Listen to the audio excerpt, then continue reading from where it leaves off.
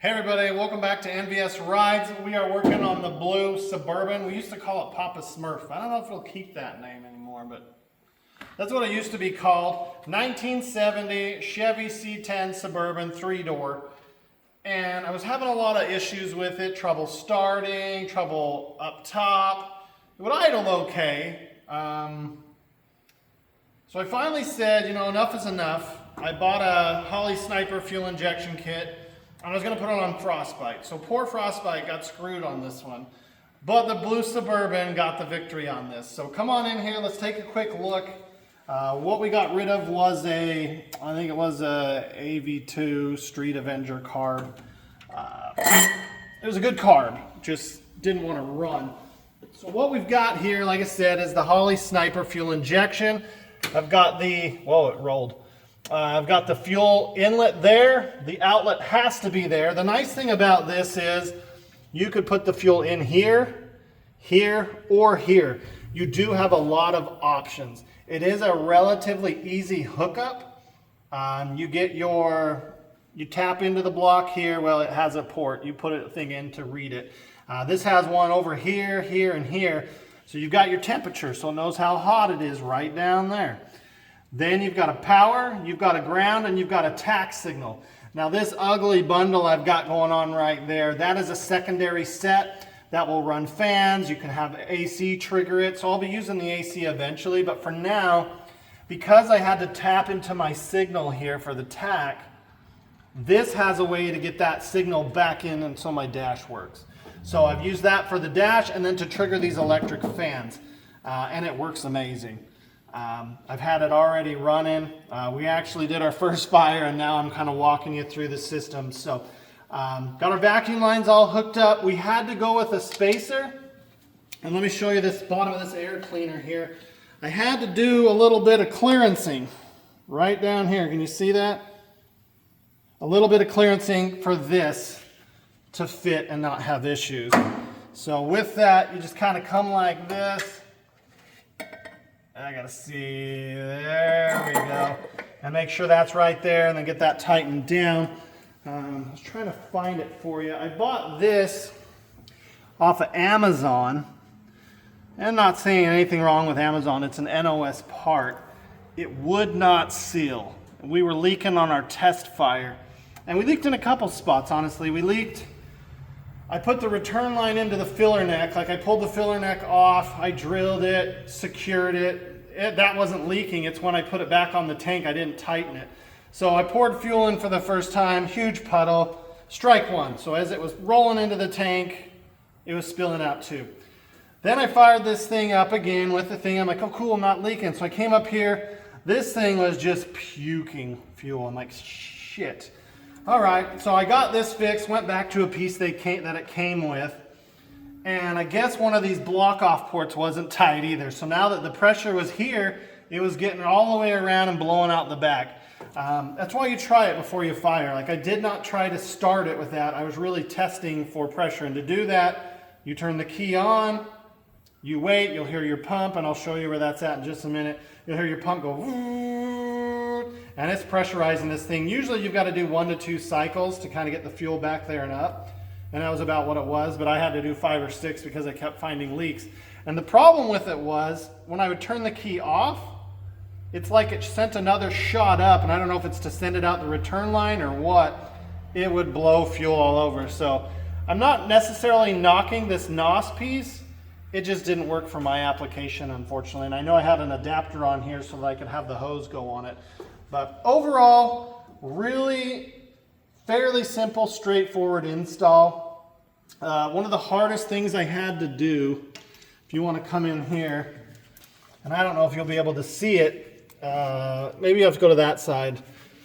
This bracket here and this bracket here, so you see it kind of right here, made change in this plug and this other plug exactly on the other side, a real pain in the ass. I can't quite remember how I was able to get it, but this guy was involved. So we were able to get this over the spark plug, and what you'll see here is I was able to get the spark plug to go through that. That's right. Give me just a second. Are you ready? So can you see this okay? So I was able to pull the wire off, and then I was able to get this. This is in my freaking eyes. This is from Harbor Freight. It's a 5/8. It came in a whole set. I did not want to undo both brackets for one freaking plug. So this is in there. I slid this on and was able to wrench off. It took probably 30 minutes or more per plug because I was only able to travel so much, and then I had to pull it off, come back as far forward, go up. But that right there is the money ticket for those hard to reach places. It was really kind of a pain because I was in the bottom trying to hold it in with my hand, move my hand, get that on there, make sure this is on, turn it. Come back, turn it. And you can see I'm only able to turn that much. Look how long that would take you to get all those threads out. This is not the plug. But that carburetor, I guess, had been running rich for a while. All the plugs were really black. I think a lot of my issues were the plugs. And I didn't do it because I knew I was going to be doing fuel injection. I was going to do it, and 6 of 8 were really, really easy to get to. So again, you'll run some wires. You got to have a tack signal, a positive, a ground, and then you've got to have this readout right here with the coolant. This also kit comes, you'll see my wires up here, they run back. There's a positive and a negative going back to the back, working on the pump. I bought the kit that came with the pump and everything, and the filters and everything you need. Came with fuel line. Now I did not have enough fuel line for the return line. What I wanted to tell you that I did on the return line is the fuel line coming in is metal. It was fine, it was perfect. So I unhooked it from the mechanical pump, and I'm using that line to get back to the back in the tank. Probably bought too much line because I was planning on running next to it, but then I got thinking, why not hook from this to that metal line that's already there, and I'd already replaced once, and run it to the back. And when we get under there, I'll show you. Let's put this thing up in the air a little bit. One thing I have to say, if you have a lift, this job will be so much easier than being on your back or the car up on jack stands. This is a large vehicle, so I can't fully stand up under it, but I'm pretty damn close. It's better than being on my back going like this. So we'll get this up in the air and then we'll show you what we got.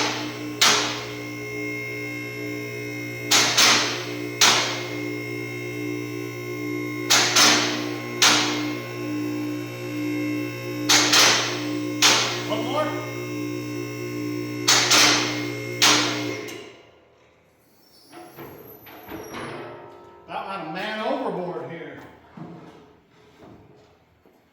This lift has been amazing, but a curse all at the same time, because whatever car I put on here does not want to come off it. The Camaro, I think, was up here for over a year. This has been up here since last year, 2024, and now we've got some issues with the brakes we've got to address. You'll see that in another video.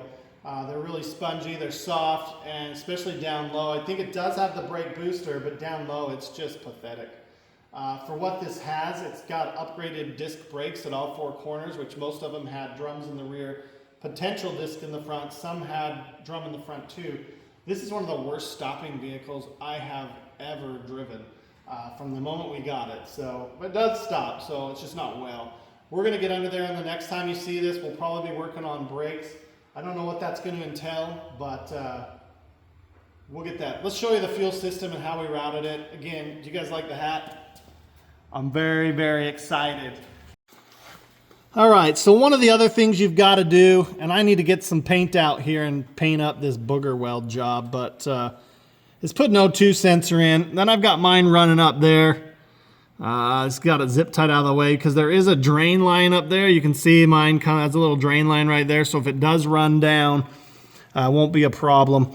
And again, here is that. There's the fuel line. That's my high pressure, and then over there is the factory fuel line. All right, so here you go. We come out of right there on this tank. Yours might be different. This is an aftermarket tank. We go into the pre-filter. There is a specific filter you have to use. There's your pump. I just built the bracket. They already had a filter hanging off of that.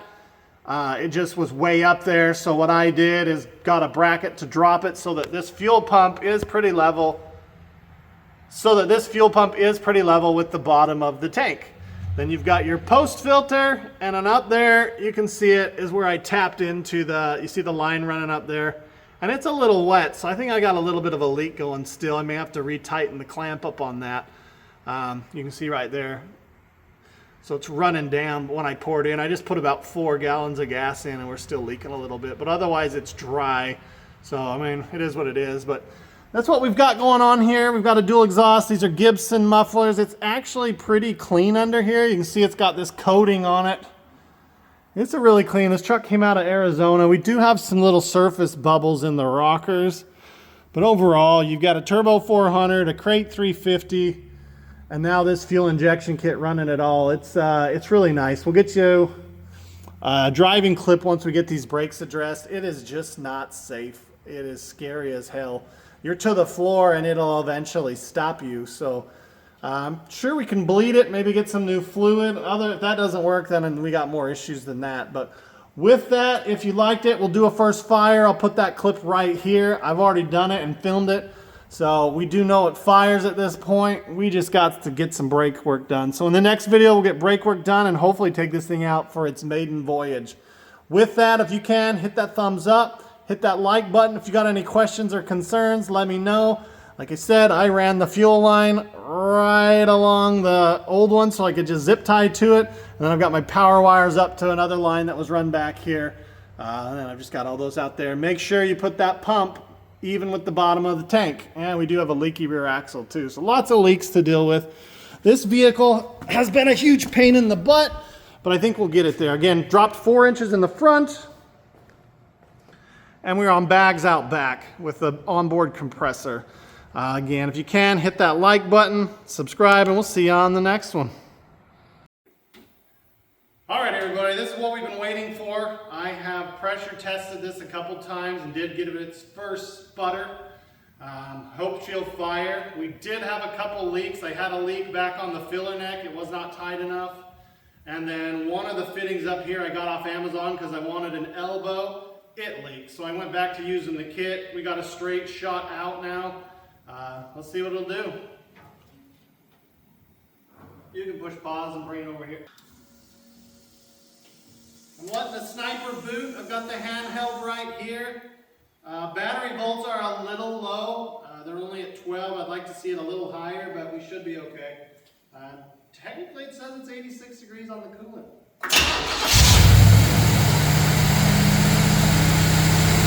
Alright. Gonna have to yell, but we got up to 1900. It's gonna have to learn. You heard it drop to 400 there. I don't know if you can see this, because you're probably staring at my amazing hat. That's right, MBS Rides hat. Our air-fuel ratio is right around 12 to 12.5. It says right here we've got CL status closed and we're not in a learn status because it's not warmed up enough. Everything should be good. The fan is off. I am using this to control the fan. You can have it control it if you have AC as well. That's kind of nice. It's fluctuating quite a bit. It looks like we're seeing anywhere from about 880 up to like 980. And one thing I probably ought to do before we go for a little test drive is put some gas in it.